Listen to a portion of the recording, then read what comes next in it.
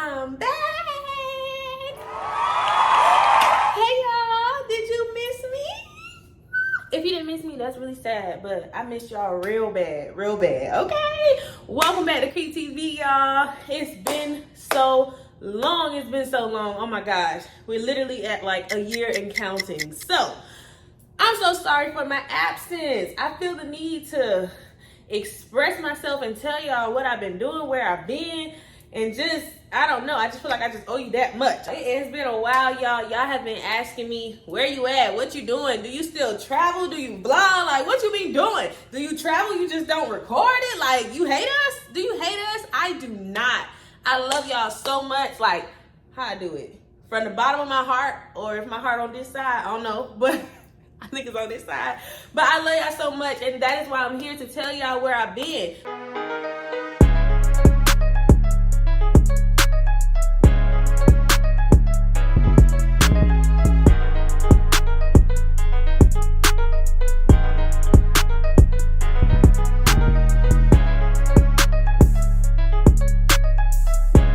Okay, so I'm gonna take my seat because what I gotta tell y'all is gonna take me a little minute. So I need to be comfortable, okay? So I'm gonna start from the beginning, y'all, and I'm gonna bring y'all all the way up to present day as to where has KREETV been. Okay, the beginning of last year, I lived in an apartment, right? My lease was about to be up.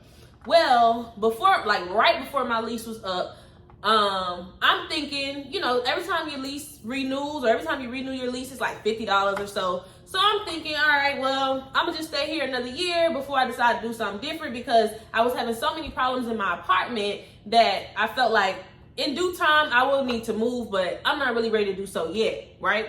So I go to the leasing office and I'm like, hey guys, I'm here to renew my lease or whatever. So they're like, okay, so pause the story.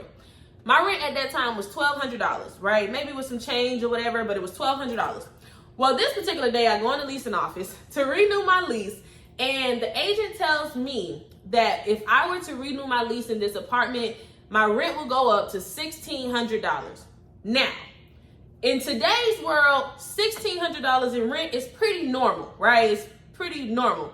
Well, it was not normal last year, all right? It was not normal where I was last year. So when the man told me $1,600, I said, oh, okay, so I'm not gonna renew today. Let me go home and think about it. I still had like 5 days or so to renew the lease, so let me go think about it. Let me go talk about it to myself in the mirror, right? So I go home and I'm thinking, and I'm like, okay, $1,600 is not a lot, because it's not that I couldn't afford it. It was just the principle that, you know, I'm thinking my rent gonna go about $50, maybe even $100, but not $400. That I did not expect. So I go home, and as I'm thinking, I'm like, okay, it's not that I can't afford the extra $400 that he's adding on, but is it worth it, right? Now, this particular apartment that I was living in, guys, I had been there for 2 years, and I loved it. Like, I genuinely loved this apartment. I did not want to leave it. But there were some things that needed to be fixed in the apartment that I don't believe were minuscule enough for me to overlook and still remain in the apartment with the additional $400 increase in rent that I was going to pay. Now, he did give me an option. He said, well, if you remain in the apartment that you're in, you will be paying $1,600 a month in rent. If you don't want to go in that apartment, you could move across the hall and pay, it was like $1,500 in rent, because their unit was a little smaller and it was carpet. Mine was bigger and it was floor. He said, you can move across the hall and, you know, their rent is only $1,500. Well, I seen the neighbors that live across the hall before they moved out. And I don't think that I wanted to go in an apartment after them, okay? If we're just being honest, right? Because I'm here to be transparent with y'all. So that was his option. He said, well, you can stay where you at, or you can go across the hall for $100 cheaper, right?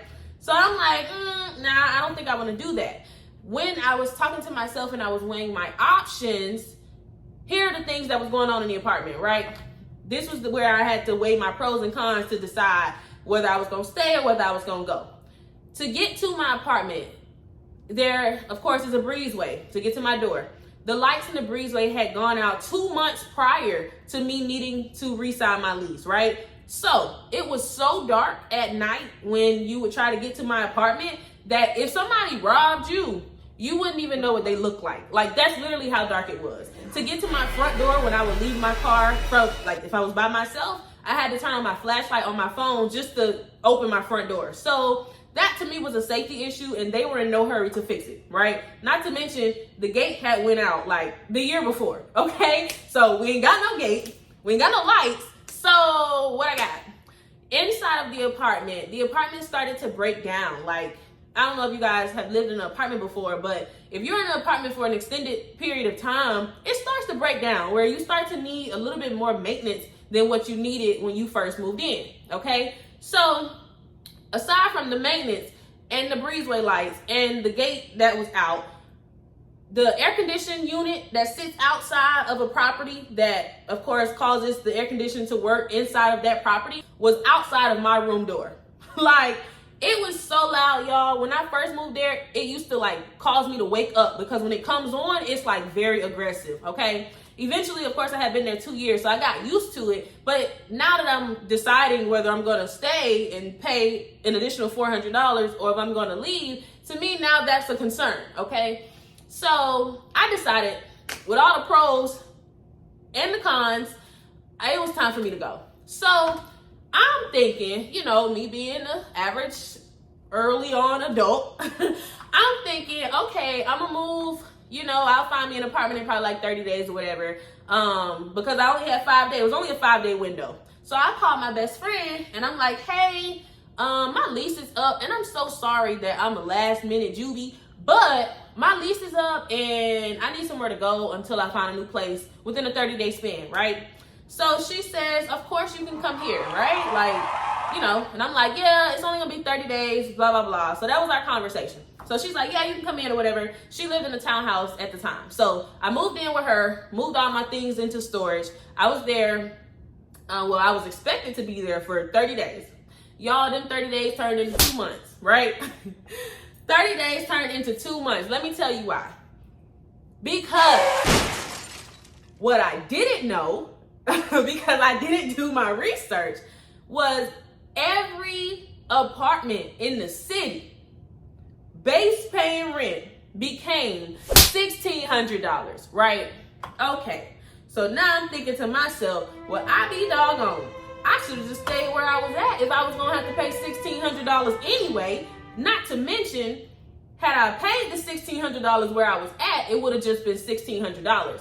Now I done moved all my stuff out, broke my lease, living with this girl, and now that I'm trying to find a new property, I gotta pay the base rent of $1,600, the last month's rent of another $1,000-something, plus the cutting on of all the utilities, all of this, right? So now my little minuscule $1,600 that I would have had to pay that one time for that month specifically, now I'm somewhere in like the 5,000s, right? Y'all, this is where I learned that mental health is a real thing, okay? Like, it is a real thing, all right? So where I should have been with her for all of 30 days, y'all, I was there for 2 months, okay? After those 2 months, I got another apartment, right? So my boyfriend and I went into an apartment together 2 months after leaving my friend's house. When we went into our apartment, we got a dog, all right? Love my little dog, love him to death. Everything was good at first. However, my dog ate something and it gave him the runs. Oh my God. He ate something, we paid for it. Took him to the vet one day. And they pretty much was like, yeah, you got to give him this drug and this drug and this drug or whatever to kind of slow down the bowels. But they didn't mention that even though I'm giving him this medicine to slow down his bowels, that it's going to cause him to release whatever bowels he already have built up. I'm telling y'all, this story crazy.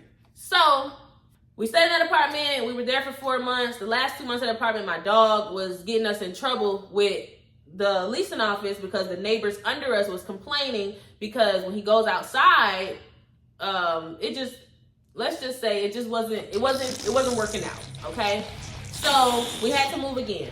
So we went from that apartment, and from that apartment being there for 4 months, we moved into our first house. So we went ahead and got us a house. Okay, so I want to take a quick intermission because I want to show y'all my outfit because it's from SHEIN and it's real cute, and I just feel the need, like, if I'm gonna put it on, then I might as well show it. You know what I'm saying? So give me a second.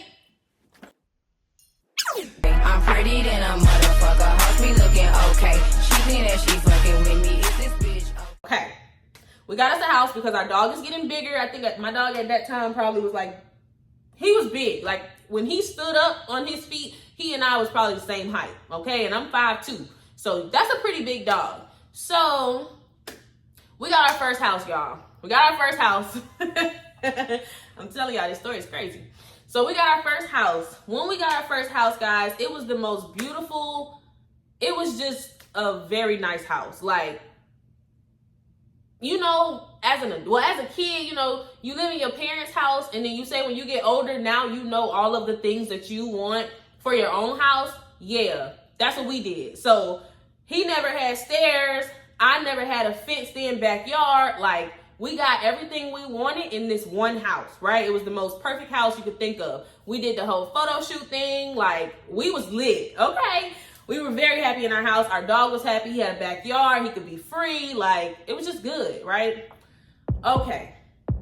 We were in the house for 2 months.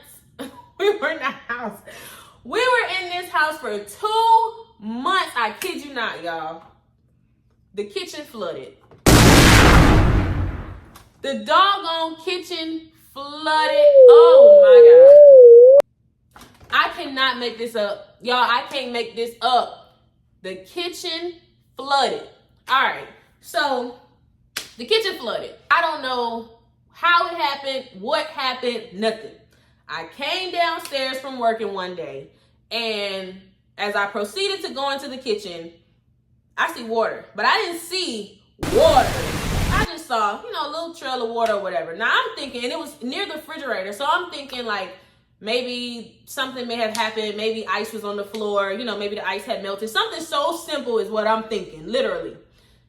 No. There was a leak under the floorboards that was, obviously it had already been there, but it was getting worse. We don't know these things. We called the property maintenance people, property management people, whatever. We called them and we let them know, like, hey, something, you know, we're not sure what's really going on, but the floor in the kitchen is wet. We think that there's a leak coming from somewhere, but we can't find the source. So they said, okay, no problem. We'll send somebody out to come, you know, check it out for you guys. So somebody came out the next day, and after they got done assessing it, they came to the conclusion that the leak was under the floorboards. So I'm like, okay, not a problem. So what we do, right? So they're like, well, we're going to try to find the source first, and we'll see if it's something that can be corrected. If it's not something that can be corrected, then at that time will we communicate what needs to happen next, okay? So that's what happened. So the next day, they came out again. They found the source of the problem, and boom, the worst news you could possibly think of. They said, well, Miss Ma'am, we got to pull up all the floorboards. We got to gut out all of this and all of that and all of this, that. And I'm like, what you mean? What you mean you got to do that? like this our house. Like, what you mean? So he's like, yeah, it's the problem, or the source of the problem has been there for a while, and it's weird or odd that you guys never noticed it because it's gotten worse. And he's like, it looks like whoever did the pipes or whatever in this house didn't do it right. It's always somebody that didn't do something right. Trust me. So I'm like, all right, so what do we do? So they said, reach out to your property management or whatever, and they'll tell you what your next steps are, because of course they were just maintenance. So I did just that. Reached out to the property management again, and I'm like, hey, not sure if you guys got the report from maintenance, but they're saying that, you know, this is pretty bad. So they're like, okay, yes, we did get the report. Here's your options. They gave me 2 options, y'all. 2 options. That's it. They said, option number 1, you guys can remain in this house. However, you won't be able to pretty much utilize the kitchen area because, you know, they're going to pull up all the floorboards and all of that, and that could be hazardous to you guys. So I'm like, well, for one, I work from home. I can't be at work while they down there, you know, tearing up the floors. I can't do that. So that option would not have worked.